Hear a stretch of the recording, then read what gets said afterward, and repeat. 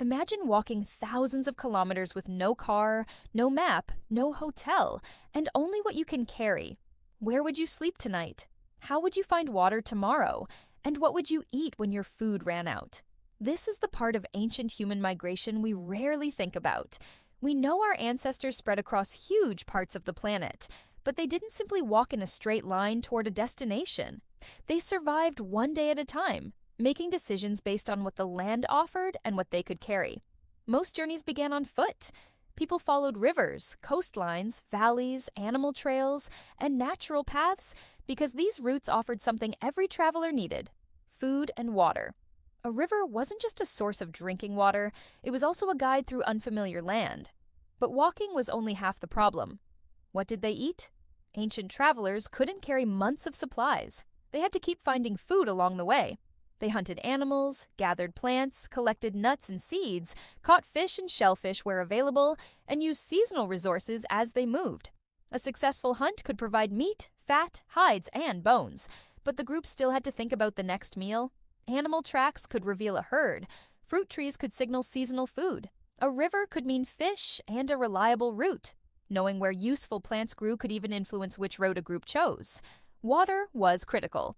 People who knew where springs, rivers, lakes, or seasonal pools were located had an enormous advantage. That knowledge could be remembered, taught, and passed from one generation to the next. But what happened when the sun went down? They didn't simply keep walking. Groups could stop at caves, rock shelters, riverbanks, or places where temporary shelters could be built from branches, grasses, bark, leaves, or animal hides. Then came fire. A campfire provided warmth, light, cooked food, and a place to rest and work. It also created a social center where people could eat, repair tools, and share knowledge. A good campsite meant more than finding somewhere flat. It meant finding water, food, fuel, shelter, and some protection from danger. But ancient humans had another problem: carrying everything. They had no modern backpacks, trucks, or plastic containers, so the landscape itself became their supply system. Instead of carrying everything from home, they moved through places where they could resupply. This also explains why migration wasn't always one giant journey across an unknown world. A group might move a short distance, stay for days, weeks, or longer, use local resources, and continue when conditions changed. Then the environment changed the rules again. Mountains meant finding passes. Deserts meant planning around water. Cold regions required better clothing, shelter, and fire. Dense forests demanded knowledge of unfamiliar plants and animals. Water crossings required completely different skills. Archaeological evidence shows that humans reached Australia at least tens of thousands of years ago, meaning some early populations had to cross stretches of open water. Whatever their exact technology, reaching such places required planning and cooperation. And cooperation may have been the most important travel technology of all.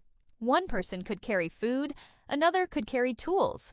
Someone could care for children, others could find water, track animals, maintain the fire, or watch for danger. If someone became injured, the group could slow down and help them. Human migration wasn't powered by one heroic explorer, it was powered by groups that could work together. Navigation also depended on shared knowledge. They could use mountains, rivers, coastlines, the sun, stars, and familiar landmarks.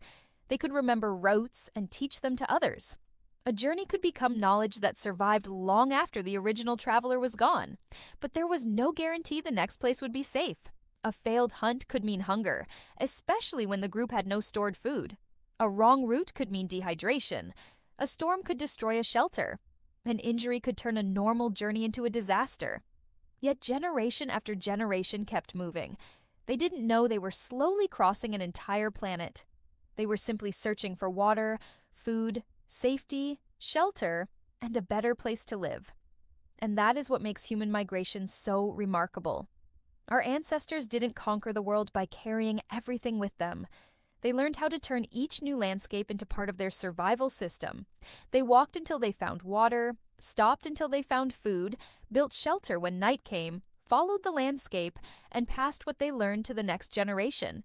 Eventually, millions of small journeys became the greatest migration story in human history. If you enjoyed this video, don't forget to like and subscribe to 5 Minutes Explained for more videos like this.